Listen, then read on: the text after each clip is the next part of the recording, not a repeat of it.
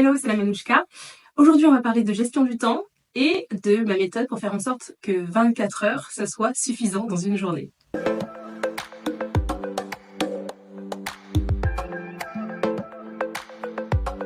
Je fais partie de celles qui veulent tout avoir dans la vie, qui veulent être épanouies dans leur vie pro, dans leur vie perso, dans leur vie familiale, dans leurs relations, dans leur vie sociale. Et c'est pas simple. C'est pas simple de faire tout ça. Ça a toujours été une quête pour moi de pouvoir m'organiser pour faire en sorte que tous les aspects de ma vie qui sont importants puissent tenir dans ma vie. Et donc du coup, j'ai toujours cherché à m'organiser, j'ai toujours cherché à améliorer ma vie, mon organisation et ma gestion du temps. Mais c'est vrai que mon gros défaut, c'est que je tombe un petit peu amoureuse de la partie organisationnelle justement.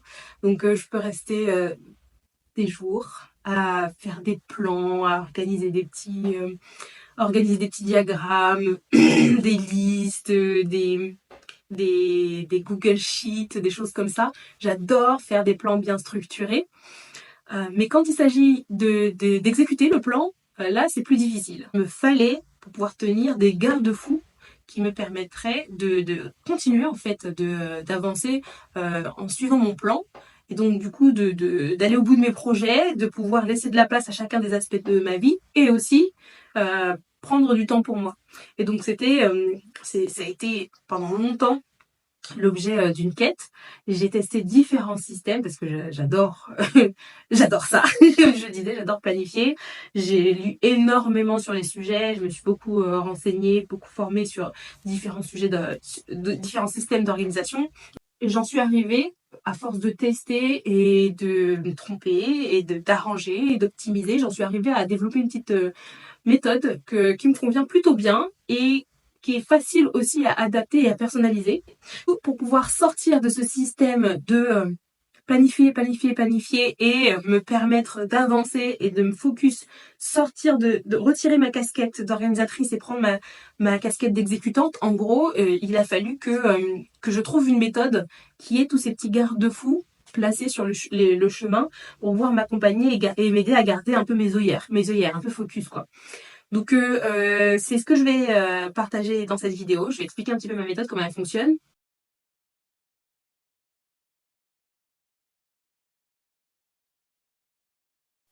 Pour que la machine puisse être bien huilée et fonctionner sans à-coups, j'ai des rituels qui font que les actions et les événements et les tâches de ma vie s'enchaînent les unes à la suite des autres et me mettent dans un état d'esprit spécifique pour pouvoir arriver à un moment particulier de la journée. Je m'explique. J'ai un rituel le matin. Donc le matin, ma fille va à l'école, sport, petit déjeuner, temps pour moi, journaling, gestion de mon programme de la journée et voilà, ça y est, c'est parti. Je me suis rechargé les batteries, je me suis occupée de moi. C'est la première chose que je fais dans la journée.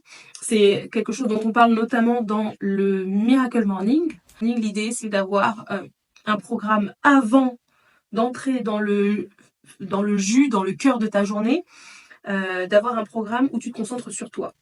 Et dans le Miracle Morning, il y a une partie en particulier, il y a un aspect en particulier qui m'a jamais plu, c'est le côté de se lever très tôt. Je ne suis pas du tout une lève tôt.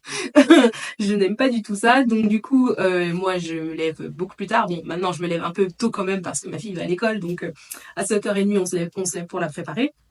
Mais oui, pour moi 7h30 ça pique déjà quoi. Je suis pas quelqu'un qui aime se lever tôt. Par contre, les autres aspects, j'aime beaucoup le fait d'avoir sa petite routine où on s'occupe de son mental, on s'occupe de son corps en faisant du sport, son mental en faisant de la méditation, du journaling, de la lecture, des choses comme ça. Et en gros, ça permet de s'assurer chaque jour que la partie moi, la jauge moi, bien-être personnel, épanouissement personnel a été déjà un petit peu approvisionnée avant même de commencer vraiment la journée. Je trouve ça génial. Pour moi, j'ai découvert le Miracle Morning, enfin j'ai lu le Miracle Morning, je crois l'an dernier seulement, si je dis pas de bêtises, mais c'était déjà des choses que je faisais à intervalles réguliers. Je sais qu'en 2018, par exemple, j'avais commencé à faire vraiment cette routine de sport le matin. Avant de commencer à travailler, je faisais mon sport, je buvais mon smoothie que je faisais après à la maison et je me sentais dans une pêche d'enfer pour pouvoir après travailler. même si je travaille de chez moi, même si je travaille solo dans mon bureau, mais j'ai cette motivation, j'ai ce jus, j'ai ce drive parce que je me suis mise dans une dynamique, une dynamique énergique. Je me suis mise dans une dynamique positive parce que je me suis occupée de moi. Le journaling, c'est quelque chose que je fais depuis que je suis adolescente. Donc, c'est quelque chose qui fait partie aussi de mon rituel de ma vie. Et d'avoir ce moment, ce rituel en début de journée, ça m'aide à me conditionner pour pouvoir passer une journée positive, une journée où je suis prête à attaquer tout ce qui, à prendre à bras le corps tout ce qui peut m'arriver et je peux soulever des montagnes. Ça y est, c'est bon, quoi. Je me suis rechargée. Là, le rituel de coucher, ça va être le concept inverse, c'est-à-dire que là, le but est de se calmer, de s'apaiser, c'est de se lire, de se mettre dans son lit, d'arrêter les écrans après une certaine heure. Vraiment pour être dans cet état d'esprit de zen, tranquille, peace, on va se coucher, donc on s'apaise et tout. Donc il y a cette partie rituelle.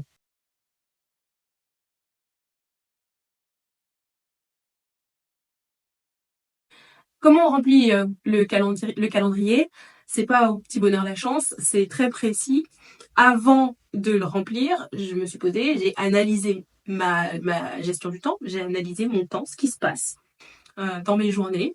Donc j'ai noté un peu tout ce que je faisais au cours de mes journées et ça m'a permis de repérer du coup des axes d'amélioration, des choses que je pouvais enlever, des choses que je pouvais optimiser, améliorer, peut-être déléguer aussi. Donc déjà, une fois que j'ai cette vision et que ça y est, j'ai un peu fait le ménage dans toutes les tâches qui me restent, maintenant, je vois en fonction de ma vision de vie, mon plan de vie, c'est-à-dire mes valeurs, mes priorités, les objectifs que j'ai dans la vie et les objectifs que j'ai à moyen, et court terme également, je vois toutes les choses que j'ai besoin de faire dans une journée pour pouvoir justement avancer vers ces objectifs, euh, faire en sorte que ces priorités soient prioritaires, que ces éléments de ma vie que je souhaite mettre en avant, qui comptent à mes yeux, que je puisse leur accorder le temps nécessaire. Et en même temps aussi, j'ai des responsabilités, j'ai des charges, j'ai des choses que je peux pas supprimer dans ma vie. Par exemple, je peux pas empêcher le fait d'emmener ma fille à l'école. À l'heure actuelle, je peux pas empêcher le fait de devoir faire certaines tâches dans ma boîte. Il y a des éléments, il y a des charges, il y a des responsabilités qu'on a, on peut pas les supprimer. Donc, lorsque je fais ce plan de ma semaine, je vais prendre en considération ces charges et ces responsabilités que je peux pas supprimer. Je vais les mettre à leur place. Je vais prendre ces priorités qu'il y a dans ma vie. Je vais leur trouver leur créneau aussi. M'occuper de ma forme, m'occuper de ma santé, m'occuper de mon sport, m'occuper de ma santé mentale, c'est une priorité. Donc j'ai un créneau qui reflète ça dans mon calendrier à la semaine. J'ai passé du temps avec ma fille. Elle va pas à l'école le mercredi. C'est important pour moi qu'on puisse passer du temps ensemble de qualité. Donc c'est aussi une priorité qui a son espace dans mon calendrier. Je veux passer du temps aussi à deux avec mon époux. Donc c'est aussi dans mon calendrier. Il y a des choses comme le ménage, peut-être les courses, des choses comme ça qui prennent une place à des moments précis dans le calendrier. Comme un calendrier classique, on met ça en place. Tout ce qui est récurrent, on le met en place. Et aussi, tout ce qui a trait à nos objectifs, donc les tâches à réaliser pour se rapprocher de nos objectifs qui sont importants à nos yeux, mais qui sont pas nécessairement des tâches que on ferait passer en priorité ou qui ne sont pas des tâches qui seraient considérées comme urgentes ou nécessaires. Mais comme c'est lié à nos objectifs, là ça devient important et là ça devient nécessaire. Donc il ne faut pas attendre d'avoir un moment, un temps, un espace libre quelque part dans son planning pour pouvoir s'en occuper. Il faut, dès le départ, les mettre en place et les positionner dans le calendrier. Donc c'est comme ça que je fais.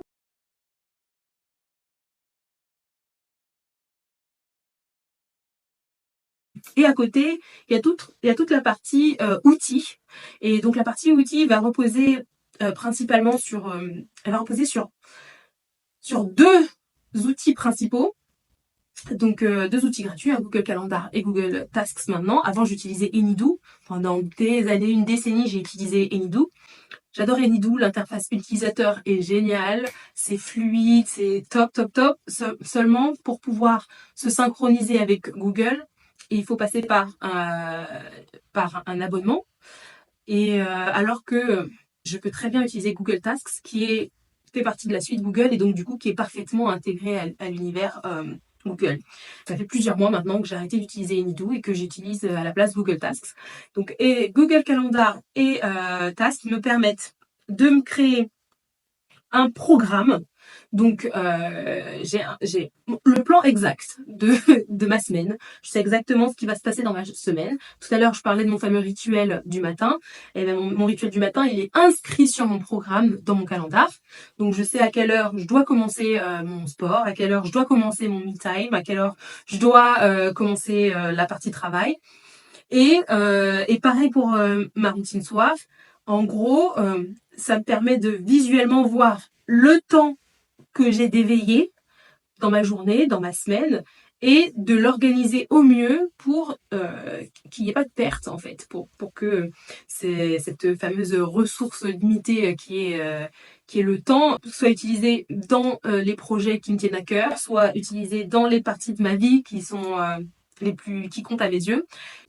Et ensuite, ce qui m'aide à rester focus sur ça, c'est grâce à tout ce qui est fonctionnalité de rappel. Donc, je reçois des rappels et des notifications pour me rappeler que, OK, dans 15 minutes, on va devoir passer à ça. Dans 30 minutes, il va falloir s'occuper de ça. Une fois qu'ils sont dans le calendrier, on peut les oublier. En ayant ces rappels, on est constamment, justement, notifié qu'il y a quelque chose qui nous attend.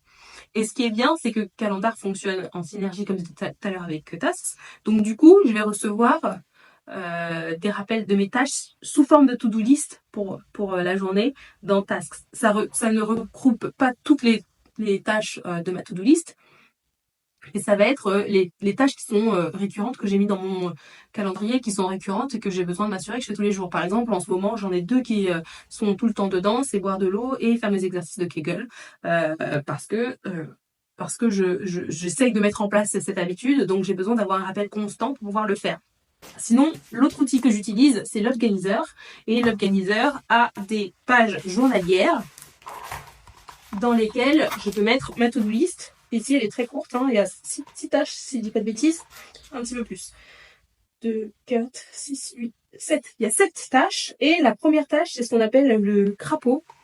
Selon le livre Avaler le crapaud, c'est la tâche la plus importante en rapport avec mon objectif, qui va tout débloquer et qui va me faire et que je redoute peut-être de faire. Et donc c'est en principe la tâche la plus importante à faire. Voilà comment ça se passe pour les principes de la méthode et pour les éléments qui me permettent de me garder dedans. Après, pour terminer mon programme de la journée, ce que je fais aussi, c'est que systématiquement, je fais un petit bilan de ma journée. Tout en bas de mon organiseur, il y a 2 parties, une pour mes bonheurs et mes victoires de la journée et une pour mes leçons, ressentis et mes idées de la journée. Et donc du coup, ça me permet de faire un petit bilan, de voir où j'en suis par rapport à ce que je devais faire dans la journée.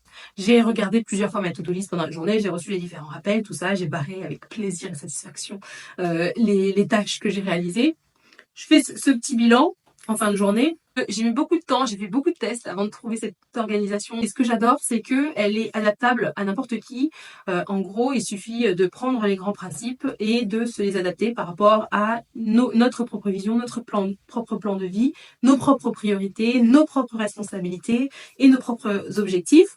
Et c'est ce que je te propose de faire. Si ça t'intéresse de pouvoir voir cette méthode dans le détail, j'ai créé une formation sur le sujet. Il te suffit de cliquer sur le lien qui est en dessous pour pouvoir y accéder. Dedans, tu retrouveras les étapes pour créer ton propre système de gestion du temps, optimisé par rapport à ta vie, ultra personnalisé. Tu vas avoir aussi un modèle de calendrier, de plan. Et tu vas avoir aussi une checklist pour être sûr que tu fais bien tout ce qu'il faut dans l'ordre. J'espère que ça pourra aider toutes les femmes qui sont ambitieuses comme moi et qui veulent tout croquer, qui veulent tout vivre, qui veulent tout expérimenter, de pouvoir organiser des journées riches et des journées épanouissantes sans s'épuiser et que voilà, ça te permettra d'organiser ton temps comme tu l'entends. N'hésite pas à cliquer juste en dessous et on se retrouve dans la vidéo.